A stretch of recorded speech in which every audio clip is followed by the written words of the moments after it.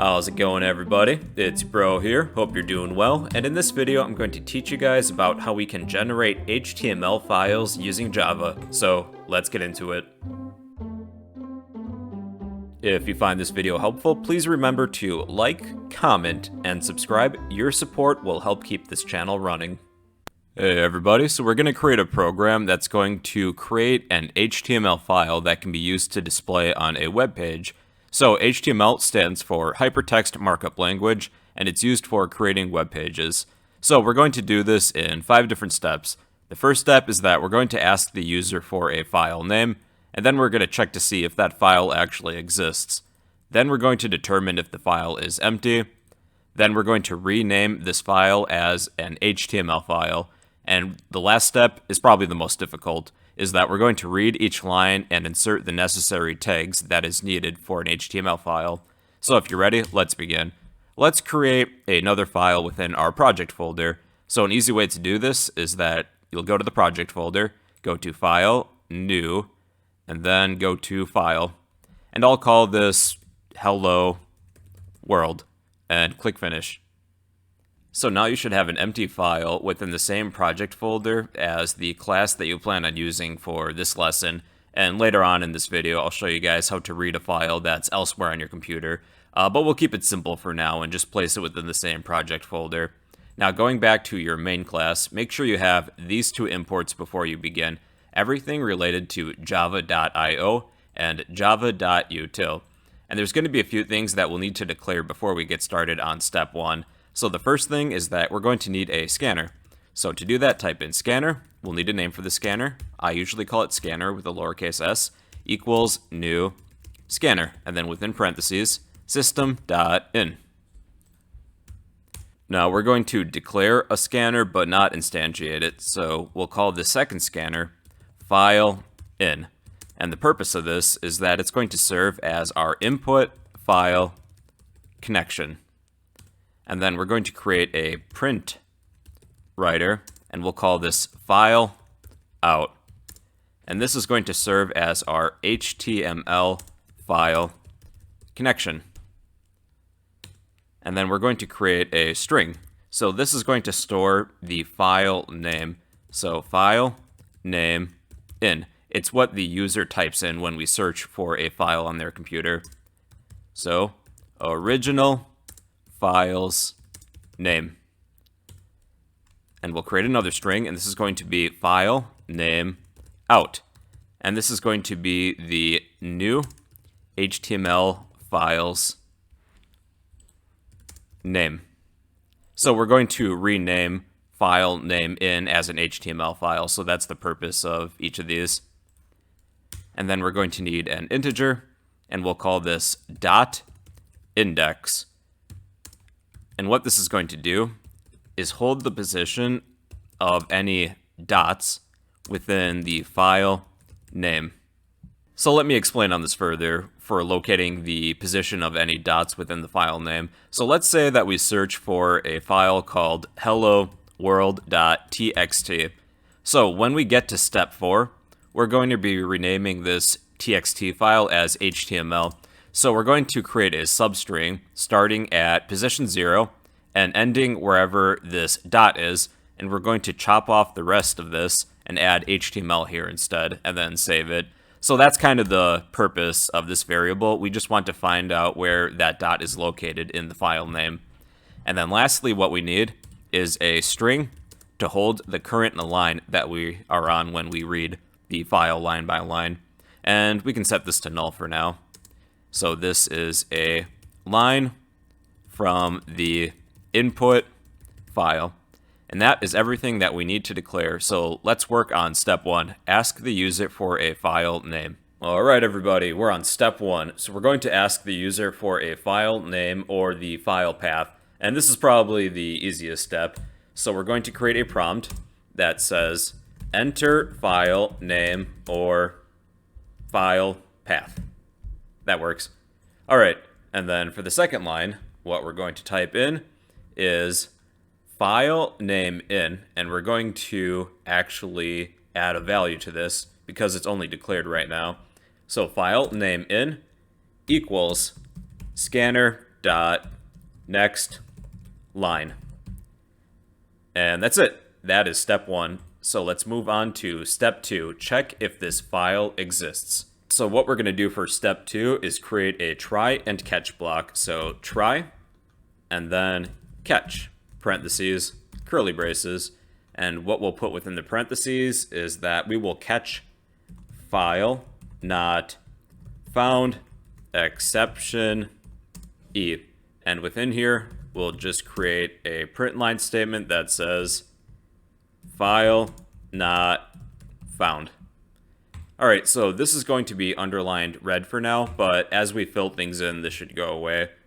So within the try block, what we're going to type in here is file in equals, and then file in is our other scanner. So we're going to finish instantiating this.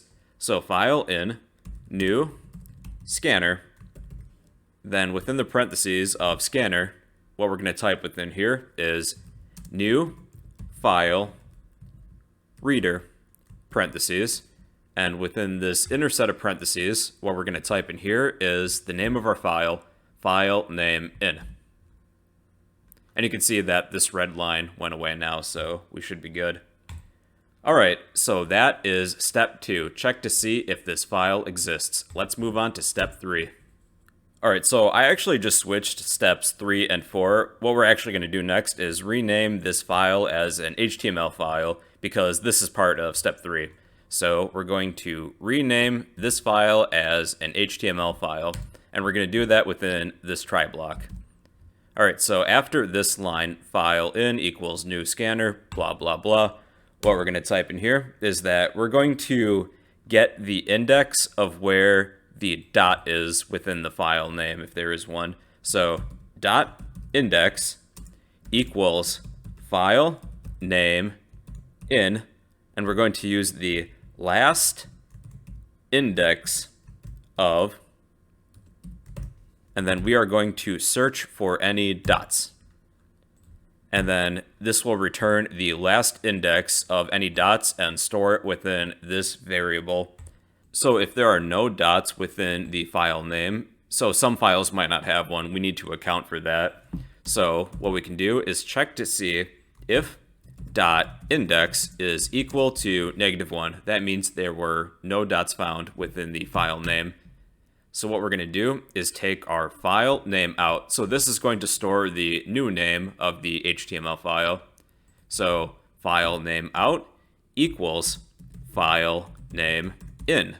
And then we're going to add .html at the very end. So now we're going to create an else statement. So else, this means that there was a dot found within the file name, and we're going to chop off everything after the last one. So we're going to take our file name out equals file name in,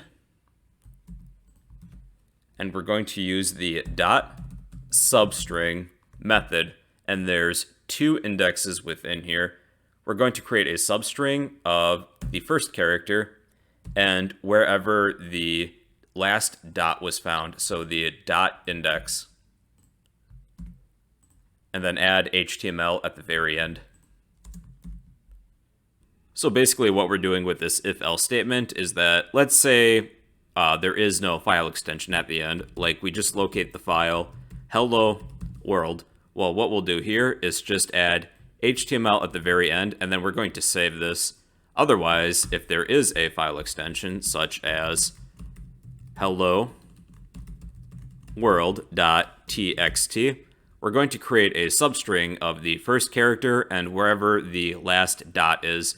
So we're going to take this, disregard the rest of this, and then add HTML at the end, and then save it. So it depends on what the user types in. And then the last step here is that we're going to type in file out, and file out is the HTML file connection, and this is a printwriter, equals new print writer, and then we are going to place within the parentheses the name of this file, file name out. And that is it for step 3. Now let's work on step 4, determine if the file is empty. And when you write this next section, make sure you do it within the try block. So what we're going to do within this try block at the end is actually create another try and catch block. So try, and then catch, parentheses, curly braces, and what we want to catch is no such element exception, E. And then we'll create a print line statement, and perhaps we'll just say error plus E dot get message. All right, and then within the try block, we're going to read the first line. So we have a line variable that's a string, and it's going to read our file line by line, but we're going to check the first line of this file. So line equals file in dot next line. And now what we're going to do after this catch block is that we're going to check to see if our line variable is equal to null. And then we can just display a print line statement such as this file is empty. And then we'll create an else block after this and then move on to step 5. So step 5 is to read each line and insert the necessary tags for an HTML document. So we're going to write this within the else block. So let me give you a demonstration of how HTML documents work real quick. Alright, so here's the framework for an HTML document. So of course HTML documents end with the .html file extension, and the framework is that there is usually a set of tags. We need a pair of HTML tags. There's an opening tag and a closing tag. The closing tag has a / before the tag name. So we need a set of HTML tags, and then within here, we have a set of head tags and a set of body tags. So anything within the body will actually appear on the web page, and anything within the head does not appear within the web page. So the head is usually reserved for like the web page title or any metadata, and the body is, well, the body of your web page. So when we create our HTML document, we need to insert these specific tags: HTML, head, body, and the associated closing tags. So to add these tags to our HTML document, what we're going to type is first file out dot print line. It's kind of like system.out.println, but it's file out.println. And what we're going to type within here is the first tag, and that was HTML within angle brackets. And then we're going to create an opening tag for head. And then we can just close this head tag right away. So / head. And then we need to create an opening body tag. So file out.println body. And then after the body, this is where we're going to start adding all the lines from the file that we're going to read. But first, since we already read the first line, we still have the first line stored within this variable. So let's add that before we move on to that portion. So file out dot print line, and we will put our line variable within here. So we're going to create a while loop that's going to continuously read our file until it's finished. So we'll create a while loop, and within the parentheses, we're going to check to see if file in dot has next line. And within the parentheses, well, the curly braces, we're going to type file out dot print line. So we're going to move down to the next line on our HTML document.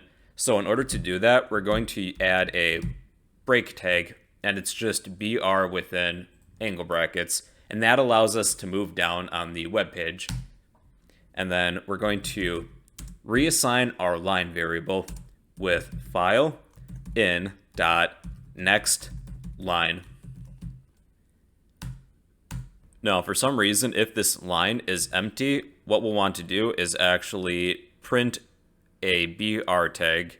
So let's check to see if line dot is empty.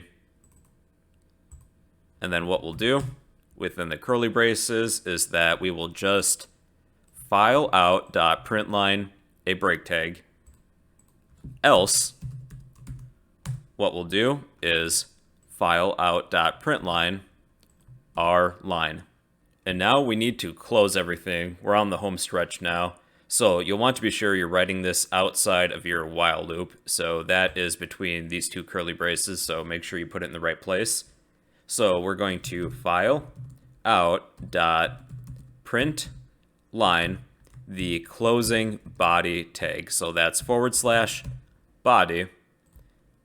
And then we need to close the HTML tag. So that is file out dot println HTML.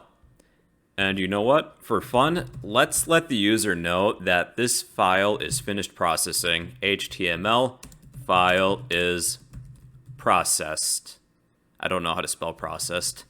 I think that's okay. All right, and then we just need to close our file in and close our file out. So we're going to add that after the next curly brace.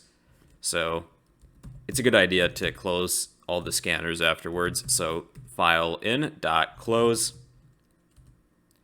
and file out dot close. All right, and that should be everything. So let's run this. First, we're going to search for a file that does not exist. So enter the file name or the path. File not found. Yeah, I'm not too surprised. All right, let's locate our Hello World file. So enter file name or path. Hello World. And it says this file is empty because we didn't write anything within here. So let's write a poem or some song lyrics or something. So I think for me, I'm going to type in roses are red, violets are blue, booty, booty, booty, rockin' everywhere. So I'm going to save this and let's run this again. This is Hello World. Hit enter, and it says HTML file is processed. So we can actually refresh this project folder. So you can right-click it and refresh, and here is our HTML file. So I'm going to view it within Eclipse, and it kind of looks like this.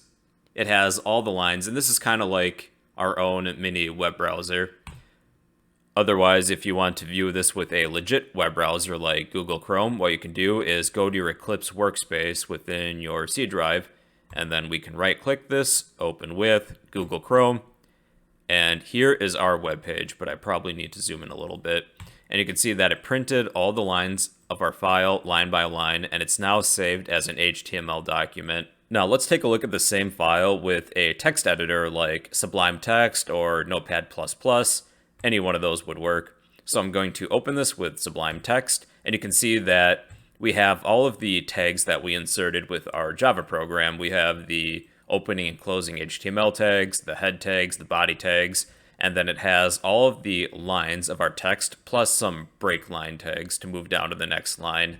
So hopefully this project gave you some ideas, and you can take this a step further if you know some HTML. You can change the fonts, add some colors, add pictures, stuff like that, but we just kept it very basic for now. By the way, I do have an HTML tutorial series as well as a CSS tutorial series if you want to learn more about web development. Feel free to check those out if you want. Alright, well that concludes this project of generating an HTML file. I'll include all of this code in the comments down below, and well, that's how you can generate an HTML file with Java. Hey you. Yeah, I'm talking to you. If you learned something new, then you can help me help you in 3 easy steps by smashing that like button, drop a comment down below, and subscribe if you'd like to become a fellow bro.